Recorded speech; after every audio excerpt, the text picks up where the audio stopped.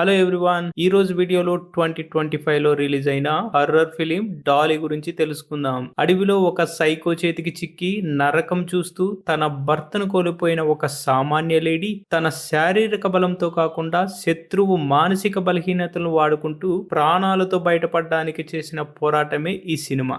చాలా ఇంట్రెస్టింగ్ గా ఉంటుంది. స్కిప్ చేయకుండా వీడియో మొత్తం చూడండి. ఇంకా పూర్తి కథలోకి వెళ్లే ముందు మీరు మన ఛానల్ ని సబ్స్క్రైబ్ చేసుకుని సపోర్ట్ చేయండి. అలాగే పక్కనే ఉన్న బెల్ ఐకాన్ నొక్కండి. అప్పుడు ఇలాంటి ఇంట్రెస్టింగ్ మూవీస్ మిస్ అవ్వరు. ఇంకా పూర్తి కథ గురించి తెలుసుకుందాం. సినిమా స్టార్ట్ అవ్వగానే మనకు ఒక వింతైన లేడీని చూపిస్తారు. ఆమె చుట్టూ ఈగలు ముసురుతూ బొమ్మలతో ఉన్న ఒక డర్టీ రూమ్ లో కూర్చొని ఉంటుంది. విచిత్రం ఏమిటంటే ఆమె ముఖానికి ఒక బొమ్మ మాస్క్ వేసుకొని ఉంటుంది. ఆమె పేరే డాలీ. ఆమె చేతులకి కాళ్ళకి మొత్తం రక్తం అంటుకొని ఉంటుంది. కానీ ఆ రక్తం మాత్రం ఆమెది కాదు, అది ఒక శవం యొక్క రక్తం. ఆమె ఒక శవాన్ని బొమ్మ అనుకుని దాంతో ఆడుకుంటూ ఉంటుంది. కట్ చేస్తే నెక్స్ట్ సీన్ మేసీ అనే ఒక లేడీని చూపిస్తారు. ఆమె తన కూతుర్ని ఒక డే కేర్ సెంటర్ లో డ్రాప్ చేసి తన భర్తతో కలిసి ఒక ఫారెస్ట్ ట్రిప్ కి వెళ్తారు. అడవిలోకి వెళ్ళాక అక్కడ ఉన్న అడవి అందాలను చూస్తూ ఎంజాయ్ చేస్తుండగా సరిగ్గా అదే టైం కి ఇంకో పక్క డాలీ తన చేతిలో ఒక శవాన్ని కొన్ని బొమ్మలను పట్టుకుని అదే అడవి గుండా వెళ్తున్న విజువల్స్ మనకి చూపిస్తారు. డాలీ ఒక చోట ఆగి తన చేతిలో ఉన్న బొమ్మలను కింద పెడుతుంది. ఆ తర్వాత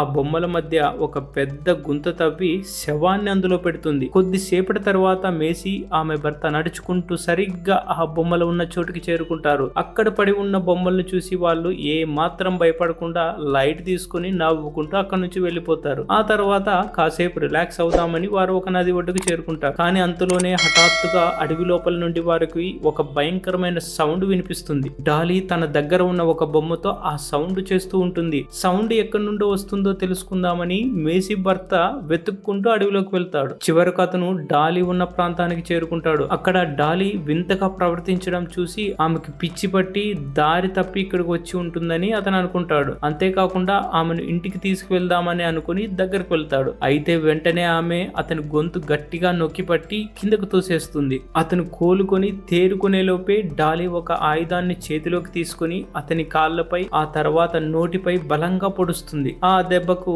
అతని దవడ బాగా దెబ్బతిని నొప్పితో అక్కడికక్కడే స్పృహ తప్పి పడిపోతాడు. ఎంతసేపటికి తన భర్త తిరిగి రాకపోవడంతో ఆందోళన చెందిన మేసీ అతన్ని వెతుక్కుంటూ అడవిలోకి వెళ్తుంది. కొద్దిసేపు వెతికిన తర్వాత ఆమె కూడా డాలీ ఉన్న ప్రాంతానికే చేరుకుంటుంది. అక్కడ చుట్టూ పడి ఉన్న బొమ్మలను వాటితో పాటు ఒక శవాన్ని చూసి ఆమె ఒక్కసారిగా భయంతో గట్టిగా అరుస్తుంది. ఆ శబ్దం వినగానే డాలీ అక్కడికి వస్తుంది. డాలీ అక్కడికి రాగానే నా భర్త ఎక్కడ ఉన్నాడు అని మేసీ అడుగుతుంది. కానీ డాలీ ఎలాంటి సమాధానం ఇవ్వదు. అయితే మేసీకి తన భర్త కనిపిస్తాడు. నోటి నుండి విపరీతంగా రక్తం కారుతూ అత్యంత ఘోరమైన స్థితిలో స్పృహ తప్పి పడి ఉన్న అతన్ని చూసి అతను చనిపోయాడనే భయంతో మేసీ కుంగిపోతుంది. వెంటనే అతన్ని రక్షించడానికి పరిగెడుతుంది. కానీ దురదృష్టవశాత్తు ఆమె కింద పడిపోవడంతో తల రాయికి తగిలి అక్కడికక్కడే స్పృహ కోల్పోతుంది. కొంత సమయం తర్వాత మేసీకి స్పృహ వస్తుంది. అయితే వెంటనే డాలీ ఆమె దగ్గరకు వచ్చి జుట్టు పట్టుకొని లాగి గట్టిగా చెంపదెబ్బ కొడుతుంది. ఆపై డాలీ తన చేతి వేళ్లతో సైగలు చేస్తూ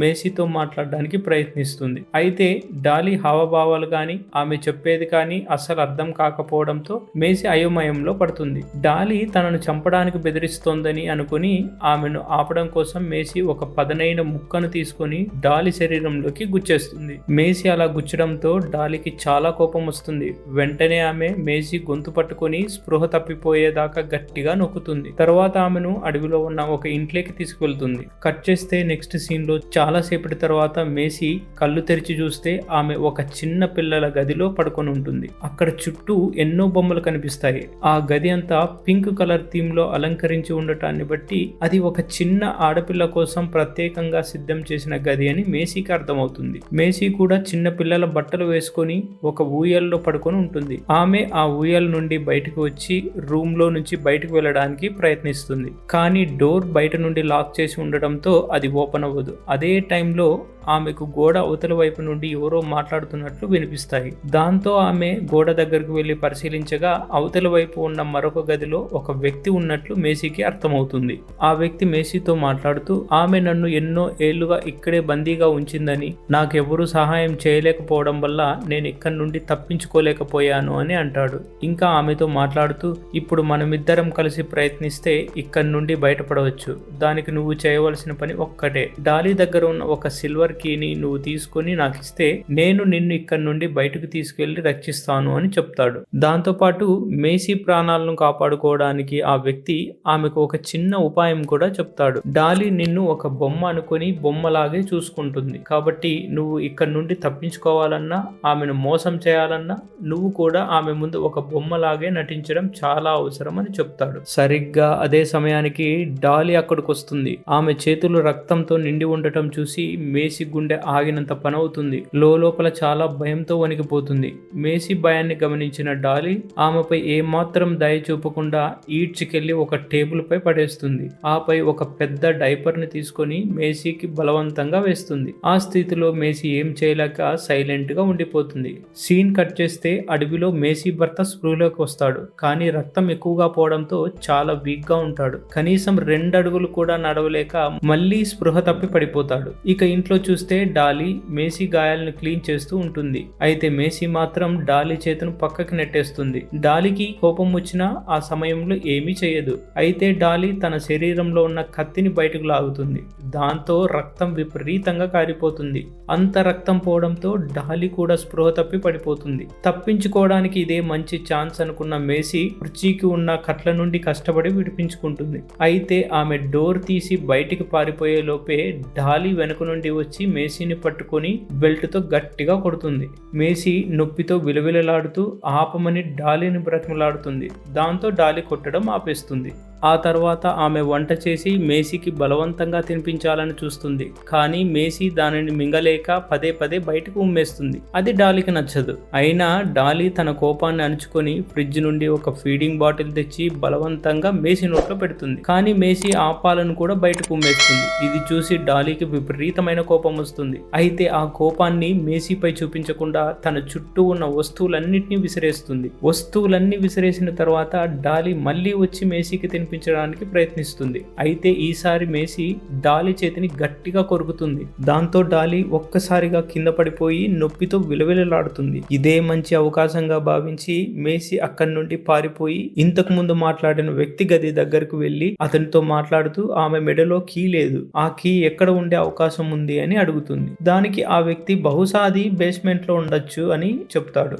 కానీ ప్రస్తుతం డాలీ బేస్మెంట్ పరిసరాల్లోనే ఉండటం వల్ల మేసీ అక్కడికి వెళ్ళలేకపోతుంది. అందువల్ల ఆమె డాలీ గదికి వెళ్లి కీ కోసం వెతకడం మొదలు పెడుతుంది. కానీ ఎక్కడా దొరకకపోవడంతో అక్కడి నుండి వెళ్ళిపోవాలని అనుకుంటుంది. సరిగ్గా అదే సమయంలో డాలీ మెట్లు ఎక్కి పైకి రావడం గమనించి ఆమె కంటపడకుండా మేసీ బేస్మెంట్ వైపుకి వెళ్లి అక్కడ ఉన్న బేస్మెంట్ డోర్ తీసి లోపలికి వెళ్తుంది. ఆ బేస్మెంట్ లో చూస్తే ఎన్నో బొమ్మలు వెలుగుతున్న కొవ్వొత్తులతో చాలా అందంగా ఉంటుంది. అంతా బాగానే ఉన్న అనిపిస్తుంది. కానీ ఇంతలో మేసీకి అక్కడ ఒక కుర్చీ కనిపిస్తుంది. దానిపైన ఒక అమ్మాయి తల, ఆమె ముఖానికి బొమ్మ మాస్క్ వేసి ఉంటుంది. అంతేకాదు ఆ అమ్మాయి మెడలోనే మేసీ వెతుకుతున్న కీ వేలాడుతూ ఉంటుంది. అది చూసి మేసీ చాలా భయపడుతుంది. డాలీ ఎంత ప్రమాదకరమైన మహిళ అప్పుడు ఆమెకు అర్థమవుతుంది. అయినప్పటికీ మేసీ అస్సలు టైం వేస్ట్ చేయకుండా వెంటనే ఆ అమ్మాయి మెడలోని కీని తీసుకుని పారిపోవడానికి ప్రయత్నిస్తుంది. కానీ అంతలోనే డాలీ హఠాత్తుగా వెనుక నుండి వచ్చి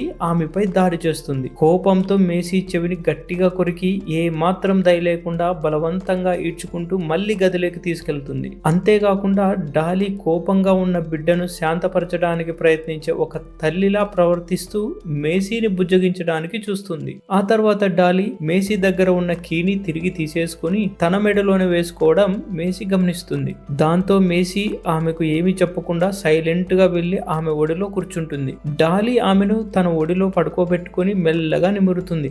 ఆమె గాయాలకు కుట్లు వేసి జోలపాడుతూ ఒడిలోనే నిద్రపుచ్చుతుంది. అలా జోలపాడుతూ డాలీ కూడా నిద్రలోకి జారుకుంటుంది. డాలీ పూర్తిగా నిద్రపోయిందని కన్ఫర్మ్ చేసుకున్నాక మేసీ ఆమె మెడలో ఉన్న కీని జాగ్రత్తగా తీసి గదిలో బంధించబడి ఉన్న ఆ వ్యక్తి వద్దకు వెళ్తుంది.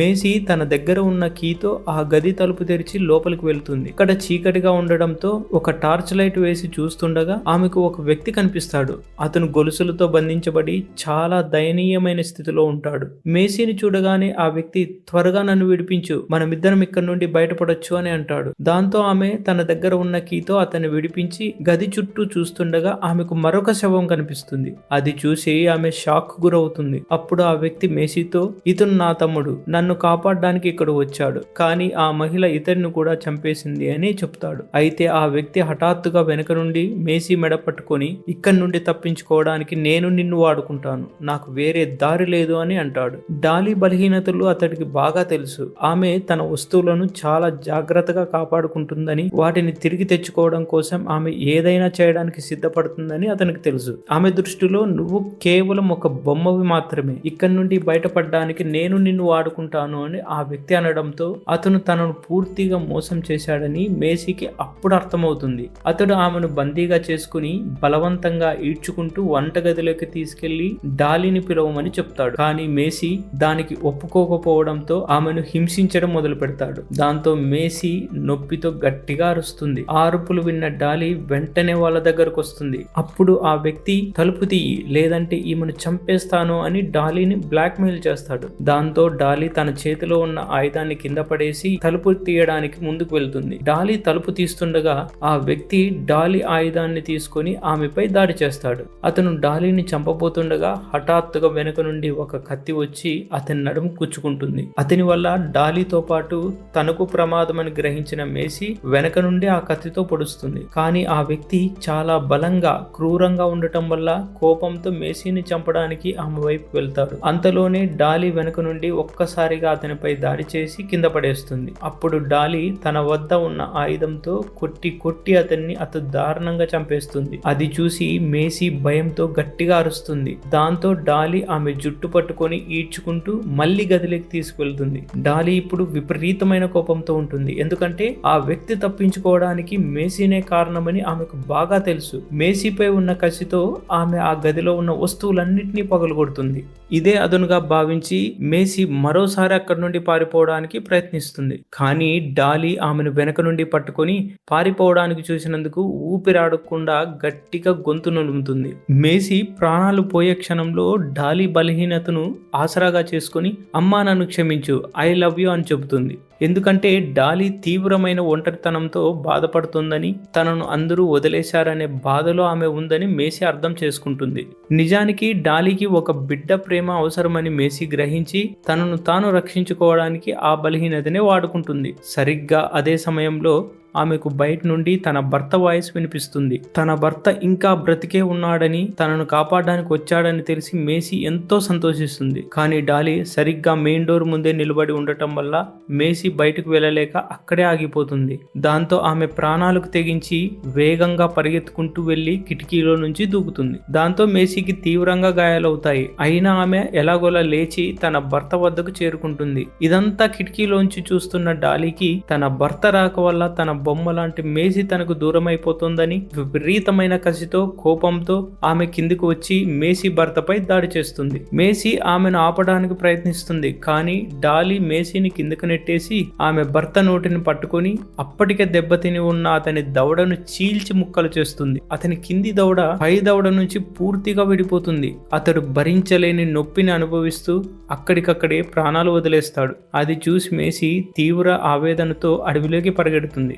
డాలీ కూడా ఆమెను చంపేయాలనే కసితో వెనక పరిగెత్తుకుంటూ వెళ్తుంది.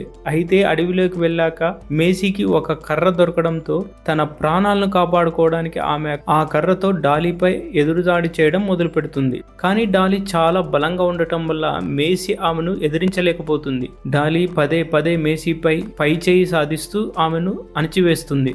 అయితే మేసీ ఎలాగోలా డాలీ ముఖానికి ఉన్న మాస్క్ ను పీకేస్తుంది. తన మాస్క్ తీసేయడంతో డాలీ ఒక్కసారిగా వెనక్కు తిరుగుతుంది.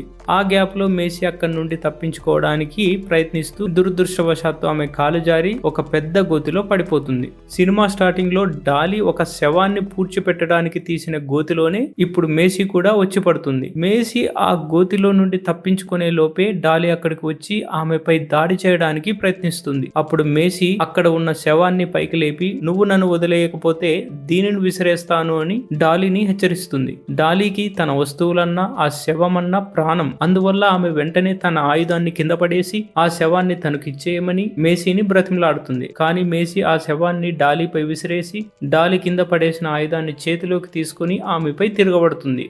మేసీ ఆ ఆయుధంతో బలంగా కొట్టడంతో డాలీ స్పృహ తప్పి అదే గోతిలో పడిపోతుంది. అలా మేసీ ప్రాణాలతో బయటపడుతుంది. ఆమె అడవి నుండి ప్రాణభయంతో పారిపోతుండగా అడవిలో ఒక పోలీస్ ఆఫీసర్ కనిపిస్తాడు. మేసీ ఆ ఆఫీసర్ వద్దకు చేరుకుని జరిగినదంతా చెబుతుంది. మాస్క్ వేసుకున్న ఒక లేడీ తన భర్తను ఎలా దారుణంగా చంపేసిందో, ఇప్పుడు నా ప్రాణాలు తీయడానికి ఎలా వెంటపడిందో మొత్తం చెబుతుంది. అంతేకాదు ఆ లేడీ ఇప్పటికే చాలా మందిని చంపేసిందని, ఆమె ఒక ప్రమాదకరమైన హంతకురాలని మేసీ చెప్తుంది. అప్పటికే మేసీ భయంతో వణికిపోతూ ఉండడంతో పోలీస్ ఆఫీసర్ ఆమెను కారు ఎక్కమని చెప్పి తన టీం ని కాంటాక్ట్ చేయడం చేస్తాడు. కానీ మేసీ పూర్తి వివరాలు చెప్పే లోపే డాలీ వారి దగ్గరకు వస్తుండడం చూసి ఆమెతో ఫైట్ చేయడం కంటే అక్కడి నుండి వెళ్లిపోవడం బెటర్ అని కారులోకి వెళ్తుండగా డాలీ అతని వద్దకు చేరుకుని తలపై బలంగా కొట్టి అతన్ని అక్కడికక్కడే చంపేస్తుంది. పోలీస్ ఆఫీసర్ ని చంపిన తర్వాత డాలీ మేసీని చూసి నవ్వుతూ, చూడు నువ్వు ఎవరినైతే హెల్ప్ అడిగావో వాడినే చంపేశాను అని అంటుంది. ఆ తర్వాత ఆమె కారు అద్దాలు పగలగొట్టి లోపలికి రావడానికి ప్రయత్నిస్తుంది. సరిగ్గా అప్పుడే కారు తాళాలు లోపలే ఉండటం మేసీ గమనించి కారు ముందుకు పోనిస్తుంది. డాలీ కారును ఆపడానికి నేరుగా ముందుకు వస్తుంది. కానీ మేసీ ఏ మాత్రం ఆలోచించకుండా కారును వేగంగా నడుపుతూ ఆమెను బలంగా గుద్దేస్తుంది. ఆ దెబ్బకు డాలీ అక్కడికక్కడే ప్రాణాలు వదిలేస్తుంది. డాలీ చనిపోయినందుకు మేసీకి ఎలాంటి బాధ కలగదు. తన ప్రాణాలను కాపాడుకోవడమే కాకుండా డాలీ చేతిలో నరకం చూసిన ఎంతో మంది ఆత్మలకు శాంతి చేకూర్చానని ఆమె మనసు ఊరట చెందుతుంది. ఆ భయంకరమైన డాలీని అంతం చేశాక మేసీ గుండెల్లోని భారం ఒక్కసారిగా దిగిపోయి ప్రశాంతంగా ఊపిరి పీల్చుకుంటుంది. చివరికి ఒంటరిగా కారులో ఆ నరకం నుండి దూరంగా వెళ్ళిపోతుంది. దాంతో ఈ సస్పెన్స్ థ్రిల్లర్ మూవీ ముగుస్తుంది. Thank you for watching.